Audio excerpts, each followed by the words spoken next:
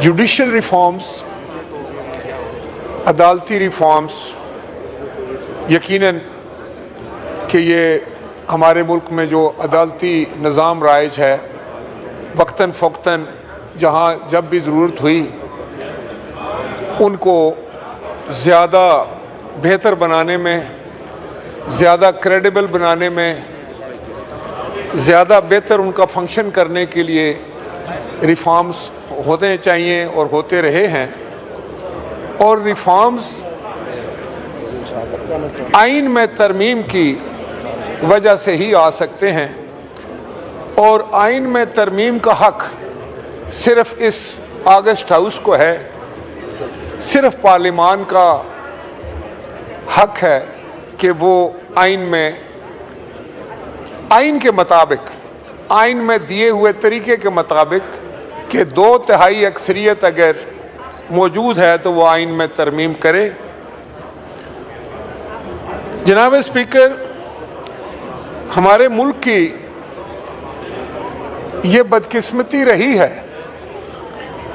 कि हम बहुत सी अच्छी बातों को भी अपने सियासी इख्तलाफात की नज़र कर देते हैं। मुझे याद है कि 1973 से पहले पाकिस्तान जो था वो सरजमीन बेआइन था, इस सरजमीन पर आइन नहीं था। फिर एक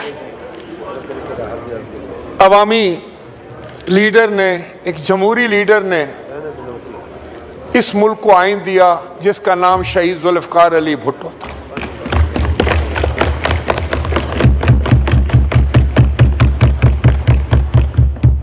यहाँ बात मैं रिकॉर्ड पे रखना चाहूँगा कि उस वक्त की असेंबली में शहीद जुल्फ़िकार अली भुट्टो को 2/3 से ज़्यादा अक्सरियत हासिल थी, लेकिन उसके बावजूद उन्होंने ये कोशिश की कि कंसेंसस के साथ आइन लाया जाए। और मैं जहां शहीद जुल्फ़िकार अली भुट्टो साहब को खराजे तहसीन और अकीदत पेश करता हूं, वहां उस वक्त के मेंबरान असेंबली को भी, उस वक्त की अपोजिशन को भी, जिन्होंने इत्फाक राय से 1973 के आइन को पास किया। और पहली दफ़ा पाकिस्तान को एक आइन मिला, एक मुतफ़िक़ा आइन मिला, एक ऐसा आइन मिला जिस पर तमाम मुकातबे फ़िक्र के लोगों को मुकम्मल इत्फाक था। ये यकीनन एक बड़ा मोइज़ा था।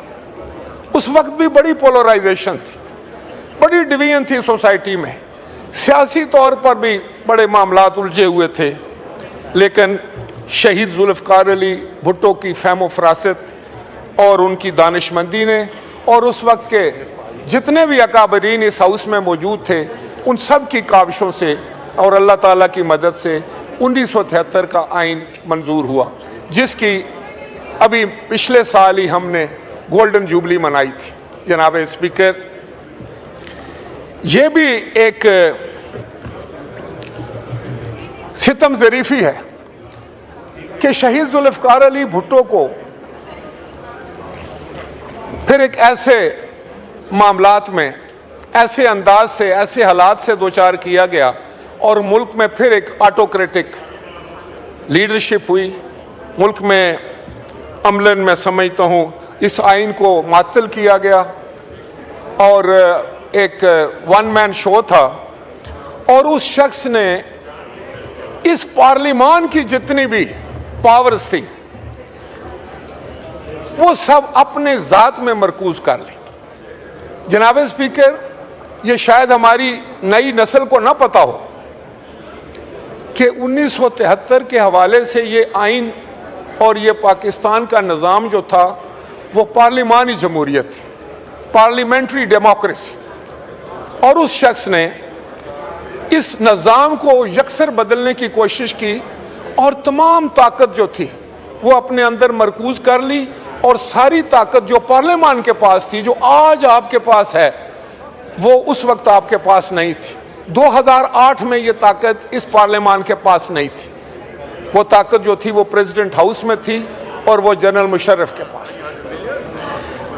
फिर उसी शहीद जुल्फ़िकार अली भुट्टो की अजीम बेटी मोहतरमा बेनज़ीर भुट्टो, जिसने आइन के लिए, जमहूरियत के लिए, पाकिस्तान की आवाम के लिए और इस पार्लियामान की बालादस्ती के लिए जदोजहद की, और वो जदोजहद करती हुई दुनिया से चली गई। जनाब स्पीकर, फिर ऐसा हुआ कि हम दो जमातें थी, पाकिस्तान पीपल्स पार्टी और पाकिस्तान मुस्लिम लीग। दोनों जमातें आपस में सख्त मुतारिफ थी, एक दूसरे की बात सुनने के लिए तैयार नहीं थी, एक दूसरे को जगह देने के लिए तैयार नहीं थी, एक दूसरे को का आर्गूमेंट सुनने के लिए तैयार नहीं थी। बहुत मुश्किल हालात थे उस वक्त। मैं समझता हूँ कि ये भी एक करिश्मा हुआ कि शहीद मोहतरमा बेनज़ीर भुट्टो और जनाब मोहम्मद नवाज शरीफ साहब के दरमियान एक चार्टर ऑफ डेमोक्रेसी हुआ। वो चार्टर ऑफ डेमोक्रेसी की बुनियादी वजह क्या थी कि जब आइन का हुलिया बिगाड़ दिया गया, जनाब स्पीकर, जब एक पावरफुल, एक ताकतवर शख्स ने 1977 के आइन का हुलिया बिगाड़ दिया, तो कोई भी असेंबली जो थी वो अपनी मुद्दत पूरी नहीं करती थी। जो 1985 में आए वो 88 में चले गए, 88 वाले 90 में चले गए, 90 वाले 93 में चले गए, 93 वाले 97 में चले गए और 97 वाले 99 में चले गए। कोई एक असेंबली भी अपनी मुद्दत पूरी ना कर सकी। गोया पाकिस्तान के अवाम में जब भी जैसे भी इलेक्शन हुए, पाकिस्तान के अवाम के मैंडेट का मजाक उड़ाया गया और एक ताकतवर शख्स या कुछ ताकतवर अशखास जो थे उन्होंने अपनी मर्जी के साथ मामलात को चलाने की कोशिश की और आइन बुनियादी तौर पर ना होने के बराबर था या उसका हुलिया बिगड़ चुका था। फिर क्या होता है? फिर 2008 आता है। 2008 में पाकिस्तान पीपल्स पार्टी जो है वो इस मुल्क में हुकूमत बनाती है।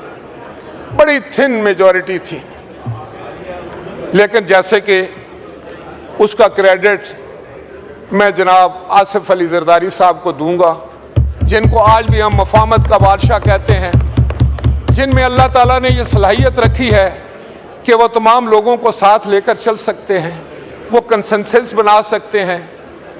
और उन्होंने सबसे पहला जो काम किया वो ये था कि जो ताकत, जो पावर्स इस हाउस की, पार्लियामान की, उस ताकतवर शख्स जनरल मुशर्रफ ने सलब कर ली थी, गसब कर ली थी, अपने अंदर मरकूज कर ली थी।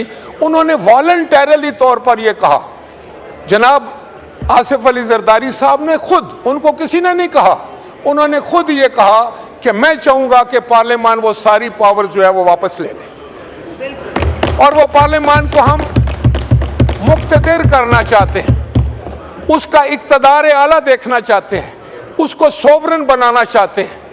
यह एक जमहूरी सोच का शख्साना था जो शहीद जुल्फ़िकार अली भुट्टो से चली, शहीद मोहतरमा बेनज़ीर भुट्टो से चली और जनाब आसिफ अली जरदारी साहब के पास आए, जिन्होंने उस वक्त ये कहा था पाकिस्तान खपे। ये पाकिस्तान से मोहब्बत की दलील थी, ये पाकिस्तान की पार्लियामान की अजमत पे यकीन की दलील थी, ये पाकिस्तान के अवाम की खिदमत की दलील थी। और उन्होंने कहा कि मैं सारी ताकत जो पार्लियामेंट की सदर हाउस में आ चुकी है, मैं वापस पार्लियामान को देना चाहता हूँ। और फिर इस 1973 के आइन से और भी बड़ा खलवाड़ हुए, इसका तो हुलिया बदल चुका था, तो फिर 18वीं तरमीम लाने की जो है वो ठान ली गई।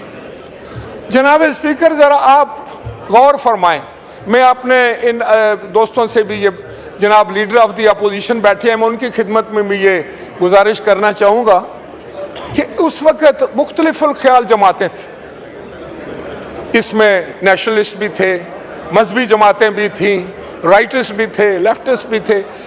इन तमाम मुख्तलिफुल ख्याल जमातों को, जिनके अपने अपने मंशूर थे, जिनका अपना अपना निज़ाम था, उनको इकट्ठे बिठाना और फिर उनको किसी तरमीम पर मुत्फिक करना। और कोई एक तरमीम की बात नहीं थी, ये कोई 4-5 तरमीम की बात नहीं थी, ये तो 60% जो थे वो आइन को दोबारा दुरुस्त करने की बात थी, बहुत सारे मामलात को सीधा करने की बात थी। तो जनाब, ये अल्लाह का शुक्र है कि एक पार्लिमानी कमेटी बनाएगी। मुझे भी ये एजाज़ हासिल है कि मैं उस पार्लिमानी कमेटी का मेंबर भी था। मुझे ये भी एजाज़ हासिल है कि मैं चार्टर ऑफ डेमोक्रेसी का भी उस कमेटी का मेंबर था जिसने शहीद मोहतरमा बेनज़ीर भुट्टो साहबा के साथ काम किया। तो ये तरमीम हुई और वहां पर जितनी भी गलतियां थी उनको दुरुस्त कर लिया गया। अब जनाब स्पीकर, एक बात जिसको मैं खुद तस्लीम करता हूं कि हमसे गलती करवाएगी, किन हालात में करवाएगी, क्या मारूजी हालात थे कि 8-9 माह की मुशक्कत के बाद कई सैकड़ों घंटे, हजारों घंटे की कंसल्टेशन सिविल सोसाइटी के साथ, लोगों के साथ, एक्सपर्ट के साथ, बार्स के साथ और फिर पूरे पार्लियामेंट्री और सियासतदानों के साथ हम एक चीज़ पर एग्रीड कर चुके थे और खौफ हमें यह दिलाया गया कि आपने जो जुडिशल सिस्टम को बनाने की कोशिश की है, जो जजेस की अपॉइंटमेंट का आपने निज़ाम वज़ा करने की कोशिश की है, हम उसको नहीं मानते। अगर आप यही रखेंगे तो हम आपकी सारी अमेंडमेंट जो है, टोटल 18वीं तरमीम, इसको ख़त्म कर देंगे। उस वक़्त अब तो मैं समझता हूँ कि शायद ये सही सोच नहीं थी, लेकिन उस वक्त ये था कि इतनी मुश्किल के साथ, इतनी अर्करेजी के साथ, इतनी दुश्वारियां जो है वो अबूर करके हम एक नतीजे पर पहुंचे हैं। अब अगर फिर हमें सिफर से शुरू करना पड़ा, हो सकता है कि हम दोबारा ना कर सकें या कोई और रास्ते में परेशानियां आ जाएं तो हम इस जगह पर ना पहुंच सकें। तो बहालत मजबूरी फिर 19वीं तरमीम भी मंजूर कर ली, वो अंडर एक ड्यूरस।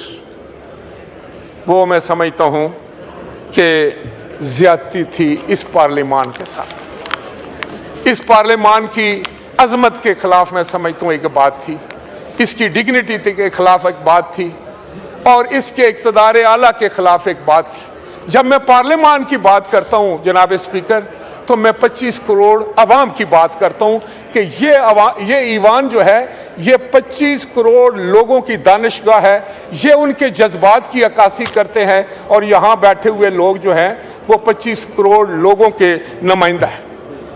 तो जब ये मंजूर कर लिया गया तो फिर एक अजीब निज़ाम वज़ा होना शुरू हो गया।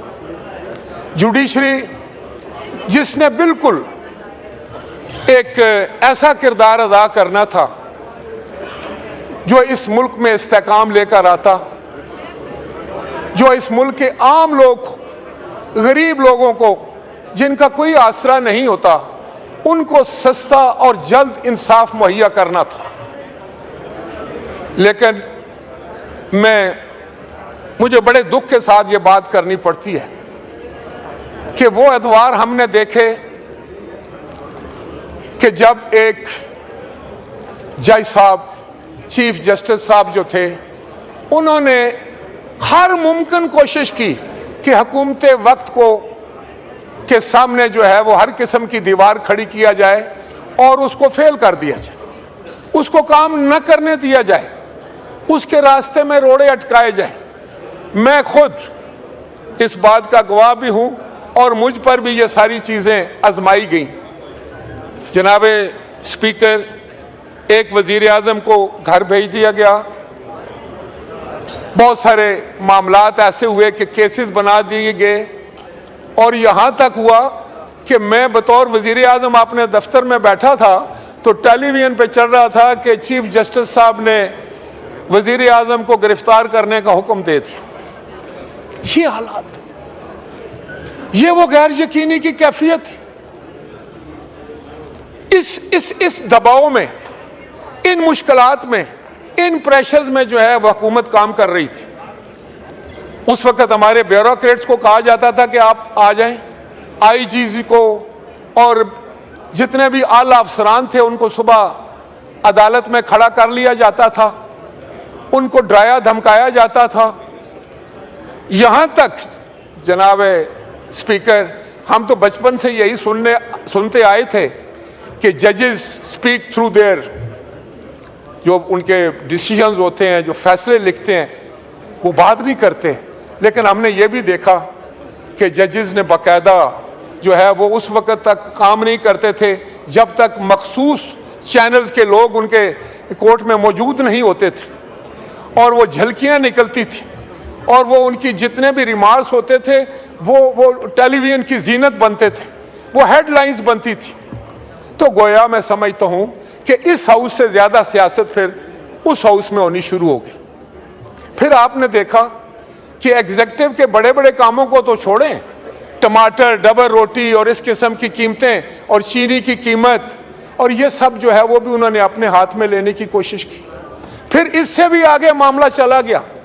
एक जज साहब ने कहा कि इस मुल्क में डैम बनना चाहिए, उन्होंने डैम बनाना शुरू कर दिया, और फिर गाने लग गए कि हम भी डैम बनाएंगे।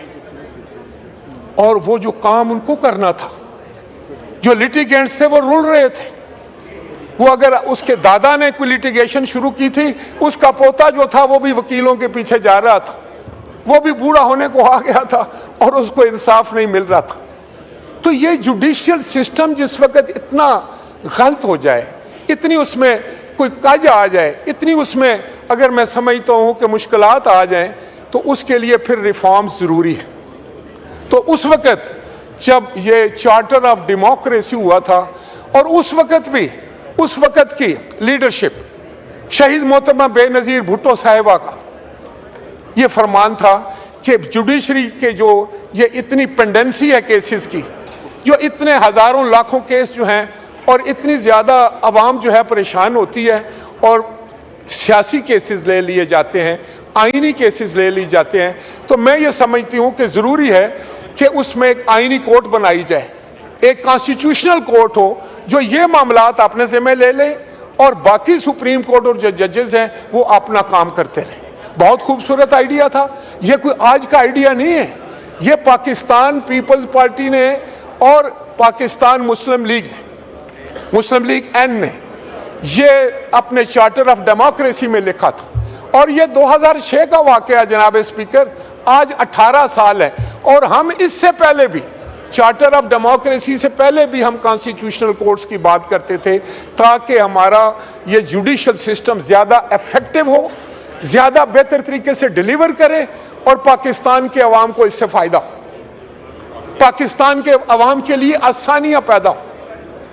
फिर मैं समझता हूँ कि आज वही सोच जो शहीद जुल्फ़िकार अली भुट्टो से शुरू हुई थी, जो बेनज़ीर भुट्टो साहबा तक, और फिर जनाब आसिफ अली जरदारी साहब, आज वो बिलावल भुट्टो जरदारी साहब जो है वही झंडा लेकर मौजूद हैं। खुदा के फजलो करम से एक नौजवान की आदत जिन्होंने जुडिशियल रिफॉर्म्स की बात की, और मैं अप्रिशिएट करूं, मैं खराजे तहसीन पेश करता हूं हुकूमत को, जनाब मियां मोहम्मद नवाज शरीफ साहब को, वजीर आजम साहब को भी, उनकी काबीना को भी, कि जिन्होंने भी इस ज़रूरत को महसूस किया, और बाकी तमाम जमातों को।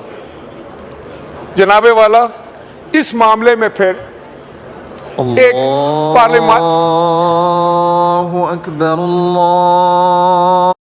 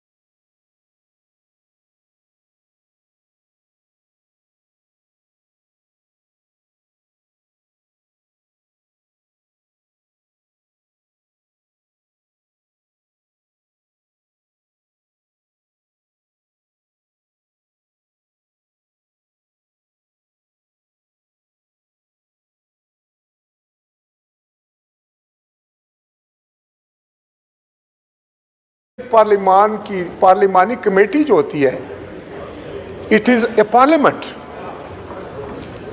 तो पार्लिमानी कमेटी और पार्लिमान की ये हैसियत यहाँ से इतनी इस हद तक कमज़ोर कर दी गई थी। तो किसी ने फिर सच कहा था कि जुडिशरी इज़ बाय द जजेस, फॉर द जजेस एंड ऑफ द जजेस। तो फिर इन हालात में आप जुडिशल रिफॉर्म्स हैं उसको करना आज बस ज़रूरी था। और ये किसी की ज़ात के लिए नहीं है, ये कोई पर्सन स्पेसिफिक नहीं है।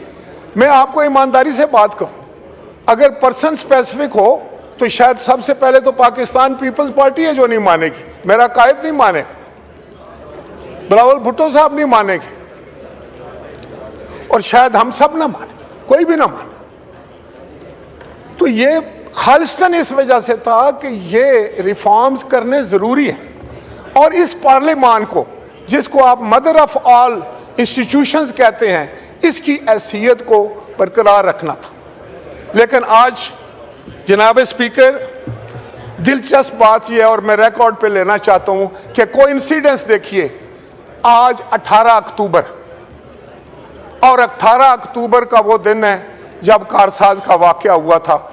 उस दिन भी मैं अपनी शहीद कायद मोहतरमा बेनज़ीर भुट्टो साहबा के साथ उस ट्रक पर मौजूद था, और उस जमहूरी लीडर को उस दिन उसकी जान लेने की कोशिश की। हमारे 177 वर्कर्स ने शेरों की तरह अपनी जान दी। जनाब स्पीकर, मैंने देखा है कि जब धमाका होता है लोग दूर भागते हैं।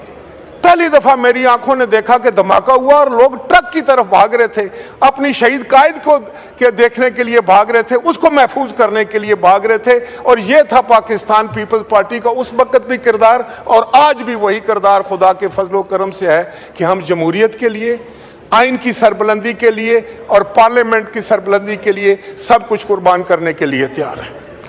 जनाब स्पीकर, मैं आपसे गुजारिश कर रहा था कि चीफ जस्टिस साहबान हमारे लिए बड़े ही काबिल एहतराम हैं। वो हमारी एपेक्स कोर्ट के चीफ जस्टिस होते हैं, और उनका एहतराम हम सब पर लाजम है, और हम चाहेंगे कि वो उनके एहतराम में किसी किस्म की कोई कमी ना आए। लेकिन ये जो रिफॉर्म्स होने जा रहे हैं, जिसके लिए कमेटी बनाएगी, जनाब बड़े एक सीनियर पार्लियामेंटेरियन सैयद खुर्शीद अहमद शाह साहब को मुतफ़क्का तौर पर उसका चेयरमैन मुंतखब किया गया, और उस कमेटी में अपोजिशन भी थी, हुकूमत भी थी, तमाम तकरीबन जमातें उसमें रिप्रेजेंटेड थी। और मैं अप्रिशिएट करना चाहूँगा, मैं खराज तहसीन पेश करना चाहूँगा तमाम मेंबरान कि सब ने अपना मस्बत किरदार अदा किया। मैं अपोजिशन को भी खराज तहसीन पेश करना चाहूँगा कि मैं समझता हूँ कि चेयरमैन बैरिस्टर साहब ने भी, लीडर ऑफ द अपोजिशन साहब ने भी, और जो हमारे चीफ विप हैं इन्होंने भी बहुत अच्छे अंदाज से उसमें पार्टिसिपेशन की, मीटिंग्स को अटेंड किया और अपनी इनपुट दी। यही तरीका हुआ करता है, यही अंदाज होता है जिंदा कौमों का। और ख़ास तौर पर जो आईन पाकिस्तान की बात होती है, तो आइन किसी एक फ़र्द वाहिद के लिए तो नहीं, किसी एक जमात के लिए तो नहीं। मैंने पहले आपसे ये अर्ज़ की कि शहीद जुल्फ़िकार अली भुट्टो के पास 2/3 मेजॉरिटी से ज़्यादा मेजॉरिटी थी, लेकिन उन्होंने फिर भी ये कोशिश की कि अगर कोई छोटी अपोजिशन भी है उसको भी शामिल किया जाए, क्योंकि ये पूरी कौम का एक दस्तावेज़ होती है, ये पूरा एक ज़ाब्ता होता है पूरी कौम के लिए और हमेशा आने वाले वक्तों के लिए। तो मैं ये समझता हूँ कि आज एक जो मसवदा था, वो पीपल्स पार्टी ने अपना एक मसवदा दिया, जमीयत उलमाए पाकिस्तान एफ ने अपना एक मसवदा दिया, ANP ने भी दिया, BNP ने भी दिया, दूसरी जमातों ने भी दिया, हुकूमत की तरफ से भी एक मसवदा आया, और उस मसवदे जो सारे जो थे उसको स्टडी किया गया, उस पर बहस की गई, उसको डिबेट किया गया। और मुझे बड़ी खुशी है कि PTI की तरफ से भी, हमारी अपोजिशन की तरफ से भी उस पर बिल्कुल अच्छे अंदाज से, बड़े दलाइल के साथ जो है उन्होंने उसमें उस बहस में हिस्सा लिया। तो वो मामला अभी आगे चल रहा है और मुझे यकीन है शायद एक आध दिन में बहुत सारी मामलात पर जो है वो इत्फाक राय हो गया है। यहाँ मैं ये ज़रूर कहना चाहूँगा और मैं समझता हूँ कि आज पाकिस्तान का हर शख्स जो है इसको अप्रिशिएट कर रहा है कि हमारे नौजवान कायद जनाब बिलावल भुट्टो जरदारी साहब ने नहायत ही मस्बत किरदार इसमें अदा किया। उन्होंने बड़ी हिम्मत के साथ, बड़ी जुर्रत के साथ, बड़े होश के साथ, बड़े जज्बे के साथ, बड़े सब्र के साथ उन्होंने ये एक निज़ाम किया। वो हर बंदे के दरवाज़ा उन्होंने खटखटाया, वो हर शख्स के पास गए, हर लीडर के पास गए और उन्होंने, मैं समझता हूँ कि हर मकातबे फ़िक्र के लोगों से कंसल्ट किया और उनके सामने ये केस रखा और उनमें बिल्कुल रिजिडिटी नहीं थी। उन्होंने कहा नहीं, जिसकी तरफ से भी कोई अच्छी बात आएगी वो हमें कार्य कर लेनी चाहिए और हमें ये तासुर नहीं देना चाहिए कोई एक जमात ये कर रही है या किसी एक जमात की ये बात है या सिर्फ हुकूमत की बात है। नहीं जनाब, ऐसा नहीं था। मकसद उनका ये था कि ये पार्लियामान की तरफ से हो, ये पूरे पाकिस्तान के अवाम की तरफ से हो। आज आप अपोजिशन में हैं, कल आप शायद अपोजिशन में ना हो, हमने उधर बैठे हुए, कल हम उधर बैठे हुए थे, आप इधर बैठे हुए। ये मामला तो चलते रहते हैं सियासत में और इसको मद्देनजर रखा भी नहीं जाता। ये तो एक लॉन्ग टर्म बात है। जो किसी ने सच कहा है ना कि जिनका लंबा सफ़र हो, जो लंबे सफ़र के मुसाफिर होते हैं, दूर के मुसाफिर जो हैं वो नज़दीक के झगड़ों में नहीं पड़ते, वो अपनी मंजिल को खोटा नहीं करते। ये तो डे टू डे बात है, कोई आप हमें कुछ बात कहेंगे, हम कोई आपको कह लेंगे, लेकिन बात तो ये है कि पाकिस्तान हम सब का है, ये 25 करोड़ लोगों का है। ये ईवान जो है ये बालादस्त है। ये अगर बालादस्त नहीं होगा तो फिर कोई भी बाइज़्ज़त और वो जो है काबिले, मैं समझता हूँ, एहतराम नहीं रह जाएगा पाकिस्तान में। आज हमने क्या बंदोबस्त करना शुरू कर दिया है, बदकिस्मती से, दानिस्ता या दानिस्ता। आज हम अपने अदारों के जो है वो दर पे हैं, हम उनकी इज्जत और तौकीर कम करना चाहते हैं या हो रही है, हमसे गलती से हो रही है, सेवन हो रही है। इन सब बातों को हमने देखना चाहिए। हमारी जुडिशरी जो है वो भी काबिल एहतराम, उसको भी मजबूत हमने बनाना है। बाकी जितने हमारे कौमी इदारे हैं उनको भी मजबूत हमने बनाना है। और लेकिन ये जो पार्लियामान है, यहीं से सारे सूते फूटने, यहीं से आइन ने बनना है, यहीं से कानून ने वज़ा होना है, यहीं से सारा कुछ निकलेगा, यहीं से वज़ीर आज़म निकलते हैं, यहीं से लीडर ऑफ द अपोजिशन निकलते हैं, यही वो मम्बन है, यहीं से वज़ीर बनते हैं। कोई और मकाम तो नहीं है, कोई और जगह तो नहीं है। यहीं पाकिस्तान के 25 करोड़ लोगों की सोच होगी, दिस वे और दैट वे, डिवाइड की उस तरफ या डिवाइड की इस तरफ। मैं समझता हूँ कि ये इसको हमने बड़ा रिलीजियसली लेना चाहिए। हमें बड़े सोच और फिक्र के साथ मैं समझता हूँ कि इस मामले को देखना चाहिए। ज़ातियात से बाहर निकलना पड़ेगा, पार्टी पॉलिटिक्स से भी बाहर निकलना पड़ेगा। जैसे मैंने गुजारिश किया था, आज वो हालात नहीं है, आप एक दूसरे के या हमारे इतने मुखालिफ नहीं है जितने हम और PMLN थे जिस वक्त चार्टर ऑफ डेमोक्रेसी हो रहा था।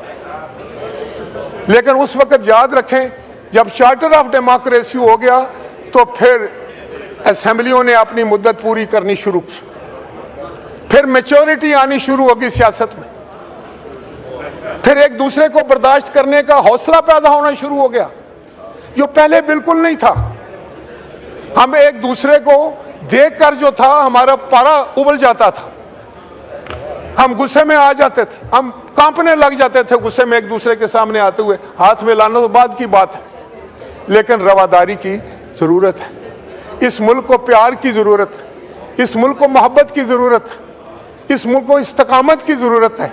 इस मुल्क को हमारी एक दूसरे से जो रिश्ता है वो ऐसा होना चाहिए कि हम अपोजिशन करें।